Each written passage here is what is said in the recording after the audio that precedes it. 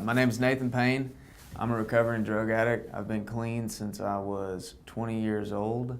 I grew up in the East Tennessee region and moved to Cookeville, which is the Upper Cumberland area, which is where I now work, to get clean.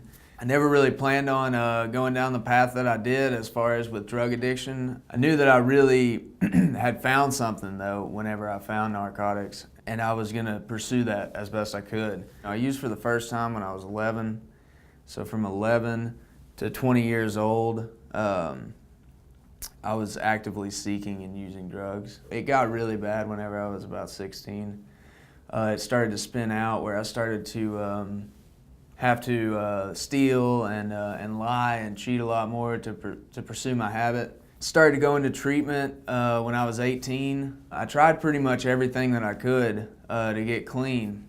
And each time that I tried something, I got a little bit more hopeless. And I would always wonder why I couldn't get clean for my family and why I couldn't get clean for all these people that were telling me that they loved me, that I was worth it. I never felt worth it though. By 20 years old, I had begged my mom to let me stay on her couch because I was homeless, and none of my family wanted me to live with them because I would steal from them. As soon as anybody would turn their back on me, I would take advantage of that. So I had begged my mom to let me stay with her, and she did, and I stole from her.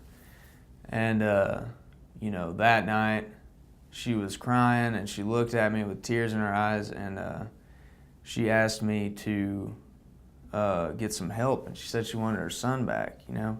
That had been said countless times before, but for some reason that night it was different. Whenever she told me that, I went to go use more drugs to cover up those feelings, you know, because I'm not a big fan of feelings. They didn't work. The drugs didn't work. So that night I got on my knees and I asked God to kill me or help me. And I'm really grateful today that He chose to help me. Now I've been clean, you know, ever since that night. I got clean when I was 20. You know, a lot of other young folks that are struggling with the same thing that I struggled with think that's kind of impossible, you know, but like people get clean young every day. It happens all the time, and it happens more and more. When I was in active drug addiction, I thought that I was going to have to die. I thought that that was going to be my only escape. And I had reached a point where I wanted to call my probation officer back and tell him to lock me up. It was the only way that I could see to hide from myself, because I couldn't stop doing what I was doing.